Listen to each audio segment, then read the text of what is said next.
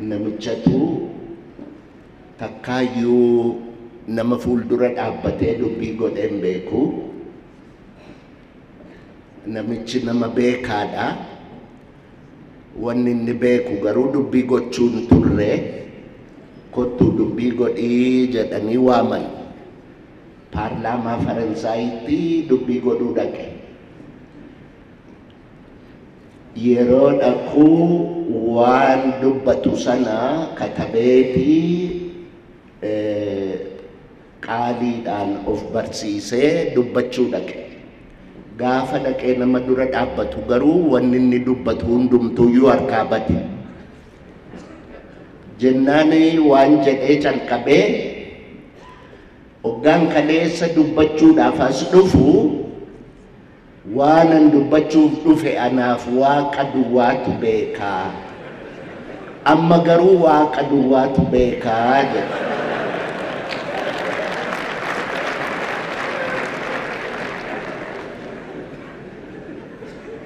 Kan gosa akka nama fakkaata. Waa'een Oromoo yoo dubbatan miidhaan Oromoo irra ga'e yoo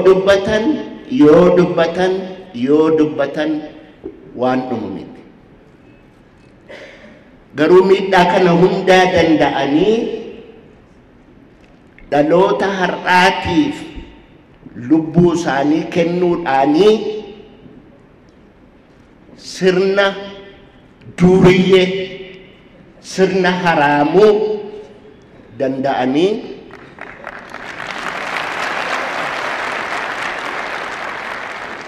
afaanni Oromoos akka as gahu seenaan Oromoos akka badee hin awwaalameen dhabamne gochuudhaaf warra lubbuu isaanii kennan isaanii warra barabaraan jiraatu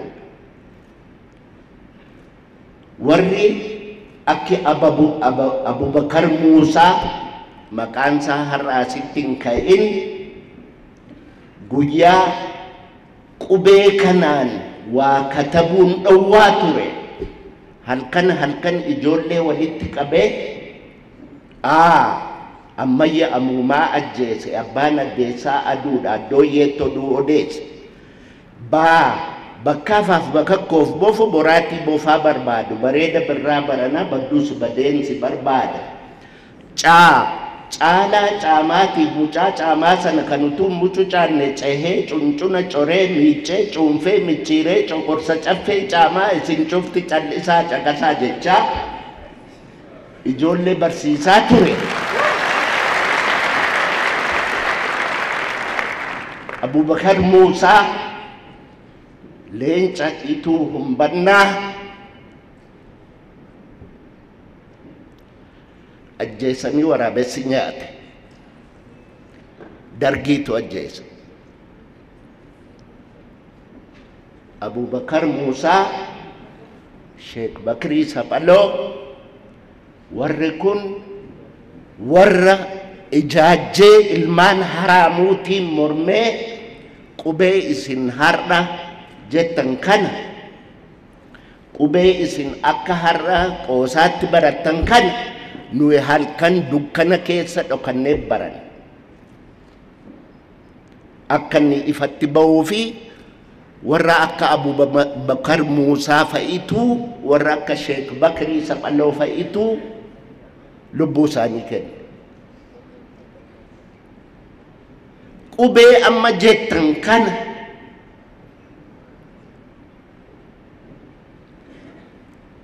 Dr. Hayilee Fidaa ammayyuu Waaqayyo lubbuu isaa lafa qabbanaa haa kaa'u. Hayilee Fidaatu qubee kana fidala isaa akkamitti katabu isa jedhe kitaaba hirmaata dubbii afaan Oromoo jedhu baasee ittiin katabamuun calqabame. Sana dura immoo abbaan Gammachiisfaa Oneesimoos Nasiib fidala habashaatiini jechaan fidala saabaatiini katabaat turan. So afaanni Oromoo aadaan Oromoo bu'aa baay'ee keessa darbee as ga'e. Bara Haile Sillaaseetiif bara Dargii namni katabbii afaan Oromoo wajjin qabame hin du'a. Daaluu Baqulee,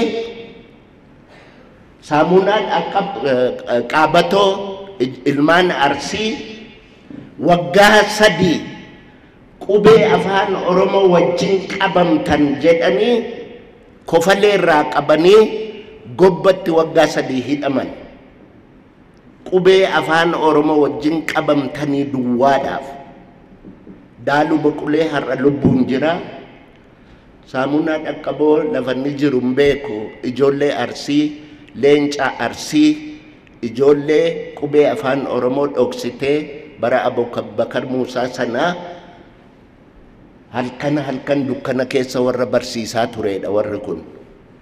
Warra akka Phexros Jaarraa, warra akka Ashannaa fi Waddeessoo, warra Waddeessoo Jaarraa, Leenci ilmaan Arsii, warri Utaawayyuu wal'aansootti hin qabee Ashannaa fi Waddeessoo jaarsa waggaa 70 torban 3 garafan.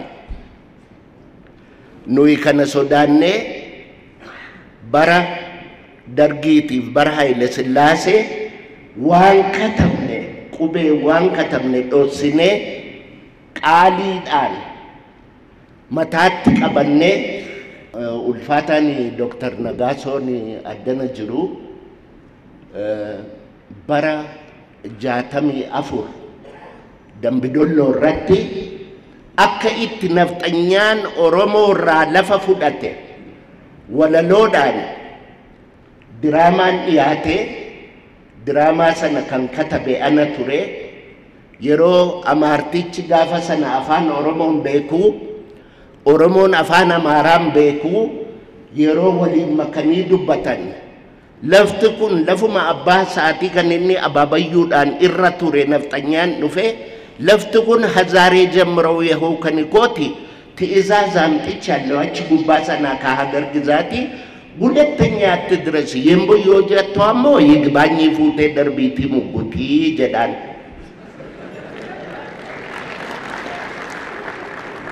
ኦሮሞን ስላው አፋና ማራም ቤኩ ማልታቴ ነምቾ ከንዱቢ በርባዱ ለፋ አባ ኬኛ ማሳ ጆሌ ኬኛ ሳሙፍ ከኑጋዱ Gorgisiin sodaattuu kan jal'ina yaadduu jedhaan gorgisii waaqa isaaniitti jechuu dhagayeeti. Tokko si himeeraa hatataa'u yiqiree ti'izaazii mangistiidhaa yellowum kirikiree ani kan si himuu yoo barbaadde mikiree yeekkulii sitti kennaa laficha ayi xifaa fiqiree jedhaan. Warraajii dhageenyee har'ammoo jaranaa lafuma abbaa keenyaa maasaa ijoollee keenyaa qixxee fuudhuuf taanaa irrattan si gobamee kottu ati dhiira lafaaf lafee ofii wajjin du'uun seera qaradheensi eega eeboo koo bakaraa jedhaan. Oromoon gaafa sana wanjalanyaa maqicaa fitaabeerii waan jedhan kanan beeku lafa ofii eeboodhumaan eeggatu jedhee yaada.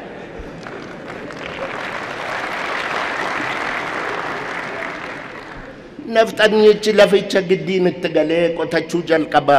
Abbaan lafaa argee faayiliitti banee kessiyaa qarraba. Qaxarottiin geenyaan lachanuu dhiyaatu. Daanyicha silaallaan sidaama gubboo nyaatu. Taraan isaan geenyaan lachanuu ka'anii hagabaa muggutuu je. Daanyichi gaafa sana manatsariidha keewwata. Manatsarii kana faranjiitu keewwataa arganii keewwatu malee ija dhukkubbiif hin keewwatan.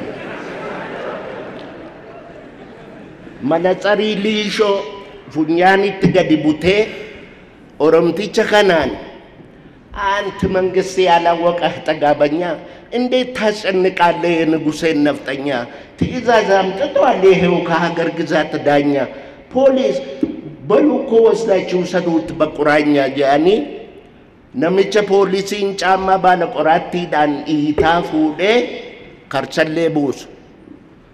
Karchallee gizee qaxaroo jedhu firdiin hin jiru waggaa 3 karchallee taa'ee ilmaansaa manaa beelooftee achi taa'ee karchallee taa'ee geerar. Jiguu diddee karchalleen jiguu diddee nutubaan ishee hoomii kan dhaabaan ishee waddeessaa.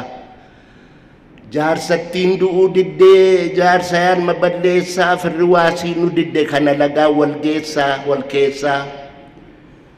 Walal gubbaan hurriidhaan ayyaade kaamucaa koo ishee funyaan furriidhaa. Karacheelleen dukkanaa nutu keessa quphanaa. Karchallee atafkiisaa poolisii aqaldiisaa. Guyyaa kolfee xabsiisaa halkan akka kanniisaa. Aduun dhiinaan badiisa maaltu keessa gachiisaa. Jedheeti karchallee sidaamaa taa'ee geerar. Wanni Oromoon hin argin hin jiru. Tabbi inni ittiin aadin hin jiru. Ijoolleen keenya ijoolleen qubeen tolatti argame jettanii yaaddan qubeen tolatti hin argamne ijibbaadha. Oromoon utuma barumsi faranjiyyuun dhufin barumsa ofii qaba. Soraa guyyoo soraa sororoo saafee alii soraa guyyoo barqaa wadadii diilee dagaa soraan badde sororoon subbaan badde gochii boddee bade gorsa wallaalee Oromoon gaaraa mukatti bade gaafa jedhanis inni kunis waanuma barumsaati waan ittiin Oromoon seenaa walitti dabarsu ture. Awwaadide alaabaan tapha dide burree marrachuu dide afaan sooddaa yaa'uu galaanni dide waalmal gubbaa ejjuu dhaddachi dide gaafa jedhu sanas waanuma inni ittiin ijoollee isaatti seenaa dabarsuudha. Leenci akka Abubakar Muusaa, leenci akka Sheek Bakrii Saphaloo, leenci akka Girshaa Aagaa, obbo Girshaa Aagaa warra Gimbiiti. Ijoolleen isaa amma Isaayyaas Girshaa kan jedhamu tokko biyya Ameerikaanii jira.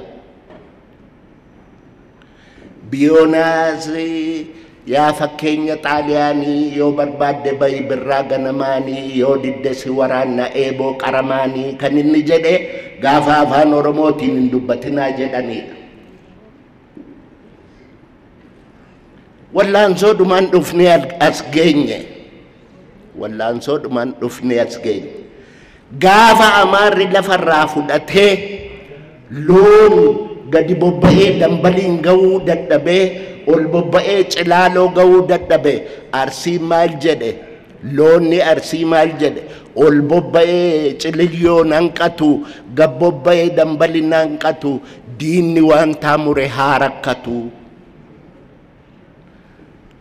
Warri Arsii as jirtan nan sobe moo dhugaan dhaadadhe? Eeyyee. Isa dhugaayyuu himneen finnu kanaafuu Oromoon isa dhugaayyuu himeen fixu kanaafiyyuu wanni soban hin jirtu. Oromoon kan jedhe lafa dhugaan hin jirre nagaan hin jiru jedha. Warri waa'ee nagaa haasa'anii dura dhagaa barbaaduu tirreera. Yoo dhugaan iddootti hin deebi'in nagaan iddootti hin deebi'u kana quba qabaadhaa. Leenca akka Haayilee Fidaa akka lukkuutti qabanii dhoksanii nama qubee har'a ilmaan keenya itti guddattu kanaaf yayyaba buuse hirmaata dubbii afaan Oromoo jedhe kana Haayilee gargaaraa ture gaafas maqaan isaa Mitikkuu Tarfaasaati. Asii Jarmanii dhaqee Mitikkuu Tarfaasaa namni jedhamu isa sin ajjeesanii quba qabaadhaa. Mitikkuu Tarfaasaa sin ajjeesan. Dhiigaan adda nageenye, dhiigaa adda nageenye.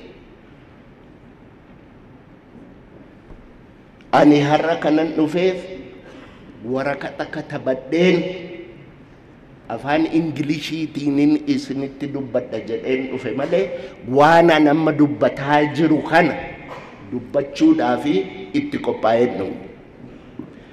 Waan an amma dubbataa jiru kanas ana miti kan dubbataa jiru, dhiiga namaatu dubbataa jira. Quba qabaadhaa.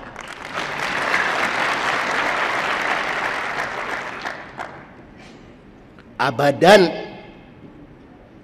Oromoon abadan garbummaatti hin deebi'u, kana quba qabaadhaa.